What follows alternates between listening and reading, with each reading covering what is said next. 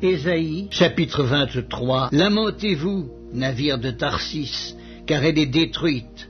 Plus de maisons, plus d'entrées. C'est du pays de Kittim que la nouvelle leur est venue. Soyez muets d'effroi, habitants de la côte, que remplissaient les marchands de Sidon, parcourant la mer. À travers les vastes eaux, le blé du Nil, la moisson du fleuve était pour elle un revenu. Elle était le marché des nations. Sois confuse, Sidon. Car ainsi parle la mer, la forteresse de la mer. Je n'ai point eu de douleur, je n'ai point enfanté, je n'ai point nourri de jeunes gens, ni élevé de jeunes filles. Quand les Égyptiens sauront la nouvelle, ils trembleront en apprenant la chute de Tyr. Passez à Tarsis, lamentez-vous, habitants de la côte. Est-ce là votre ville joyeuse? Elle avait une origine antique et ses pieds la mènent séjourner au loin. Qui a pris cette résolution contre Tyr, la dispensatrice des couronnes, et dont les marchands étaient des princes, dont les commerçants étaient les plus riches de la terre? C'est l'Éternel des armées qui a pris cette résolution pour blesser l'orgueil de tout ce qui brille, pour humilier tous les grands de la terre. Parcours librement ton pays pareil au Nil, fille de Tarsis, plus de joug.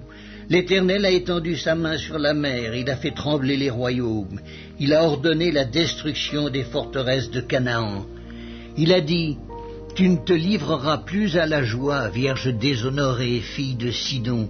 Lève-toi, passe au pays de Kittim, même là il n'y aura pas de repos pour toi. Vois les Chaldéens qui n'étaient pas un peuple, ces habitants du désert pour qui l'Assyrien a fondé un pays. Ils élèvent des tours, ils renversent les palais de Tyr, ils les mettent en ruine. Lamentez-vous, navires de Tarsis, car votre forteresse est détruite. En ce temps-là, Tyr tombera dans l'oubli 70 ans, ce que dure la vie d'un roi. Au bout de 70 ans, il en sera de Tyr comme de la prostituée dont parle la chanson. Prends la harpe, parcours la ville, prostituée qu'on oublie. Joue bien, répète tes chants pour qu'on se souvienne de toi. Au bout de 70 ans, l'Éternel visitera Tyr, et elle retournera à son salaire impur. Elle se prostituera à tous les royaumes de la terre sur la face du monde.